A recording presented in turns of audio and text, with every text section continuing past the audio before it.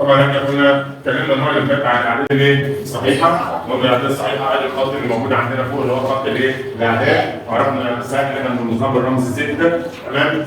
والاعداد الصحيحه دي في منها موجب وفي منها سالب، طبعا الموجب اللي هو ما معهوش اشاره، تمام؟ اللي هو المفروض يتحط له علامه زائد بس ما اتحطش، والسالب اللي هو فيها منه علامه ناقص اللي هو سالب، وقلنا ان الصفر ولا تبع الموجب ولا تبع الايه؟ السالب، تمام؟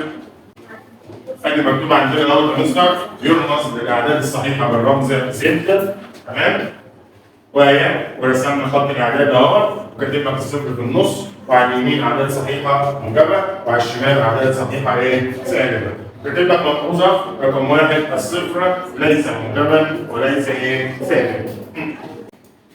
يقول لك مصدر ملحوظه رقم اثنين: لكل عدد صحيح A يوجد له معكوس جمعي هو سالب A. قلنا المصدر يعني ايه معكوس جمعي؟ يعني زيه بس بعكس الاشاره، يعني لو موجب يبقى سالب، ولو سالب يبقى موجب. تمام؟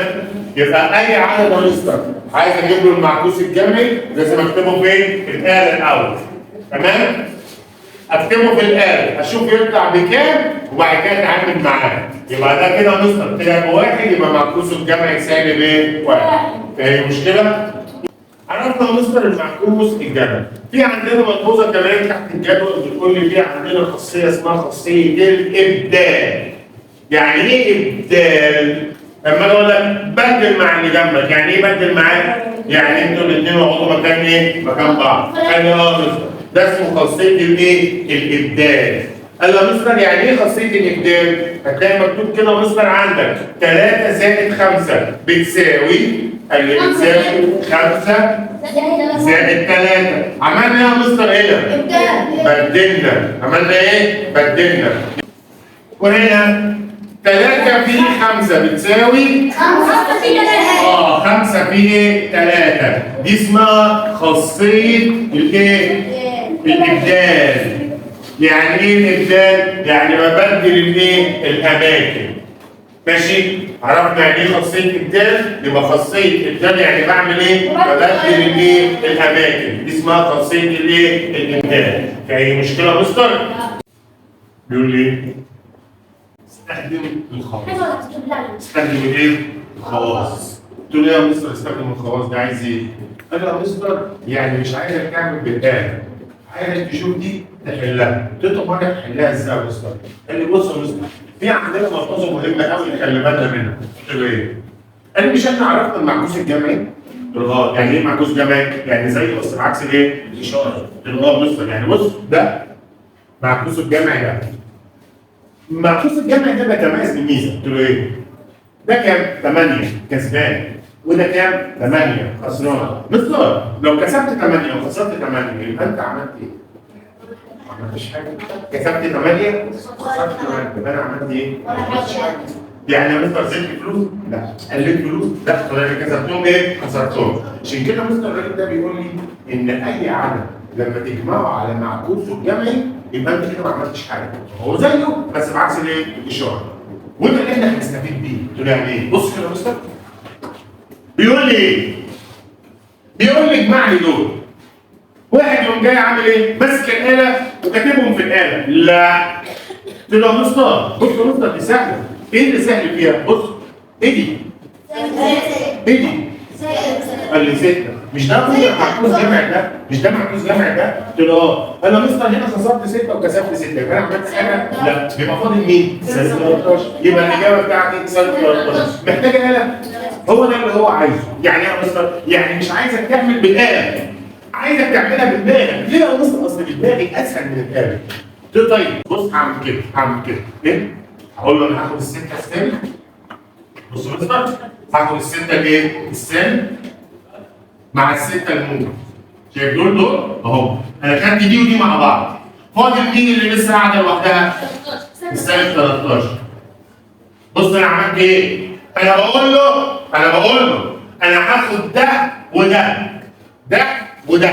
اشمعنى؟ عشان دول زي بعض بس بعكس الايه؟ الاشاره، معكوس جمعي، فهيطلعوا ايه؟ بصفر. قال لي حلو قوي. قال لي يا مستر يبقى انت كده عملت ايه في المساله؟ قلت له انا اولا بدلت الاماكن. بص مش دي كانت موجوده الاول، كان مين اللي وراها؟ سالب 13. انت خليت مين اللي وراها؟ السته. يبقى انت عملت ايه يا مستر؟ بدلت الايه؟ الاماكن. يبقى انت استخدمت خاصيه ابدال. وكمان يا مستر انت قلت انا هاخد ده وده مع بعض واسيب مين؟ السالب 13. يبقى انت استخدمت مع الابدال استخدمت خاصيه ايه؟ دمج.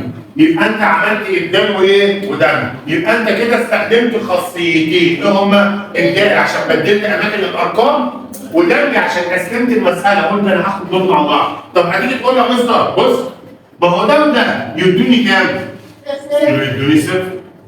وكده فاضل مين؟ السالب 13. يبقى صفر وسالب 13 يطلع الناتج بكام؟ بسالب 13. ودي طريقه الحل اللي لازم حضرتك تكتبها. يبقى انا عملت ايه يا مستر؟ اخدت ده مع بعض وسبت السالب 13 لوحدها. تمام؟ قلت دول كده مع بعض يبقوا بصفر. والسالب 13 تنزل يبقى صفر زائد سالب 13 يطلع بسالب 13. اكتب عندك الطريقه دي تحت المساله واكتب جنب منها ان انت استخدمت خاصيه ابدال وايه؟ ودمج. صعبه اللعبه دي؟ طيب دول عايزين يتضربوا ببعض.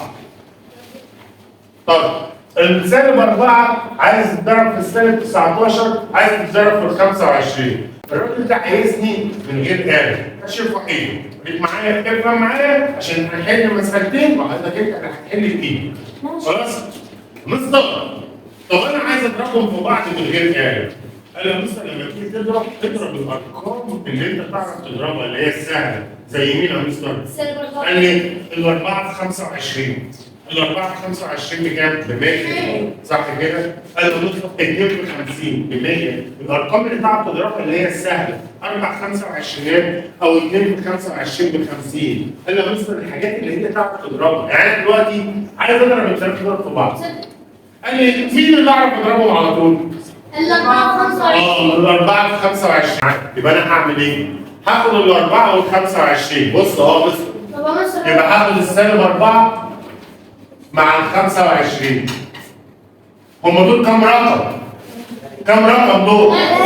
أنت كتبت منهم كام رقم؟ رقمين. فين التالت؟ لازم تنزله أهو دول كده مثلا هاخدهم مع بعض والتالت أهو مثلا هنزله زي ما هو.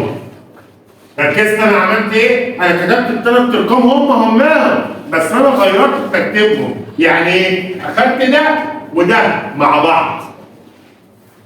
وسبت السالب 19 دي لوحدها. طب يلا يا مستر يبقى انا قسمت المساله كده انا بدلت دول خليت ده مع ده اهم مع بعض وسبت ده لوحده. طب تعالى اضرب لي دول. هتقول لي الاربعه في 25 بكام؟ ب 100. قال له يا مستر يبقى 100 وفي سالب يبقى سالب 100. يبقى دول كده بسالب ايه؟ 100. طب دي قال لي هنزلها زي ايه؟ ما هي يبقى سالب 100 في سالب 19 يطلع ب 1900. ليه يا مستر؟ عشان في الضرب بننزل الاصفار.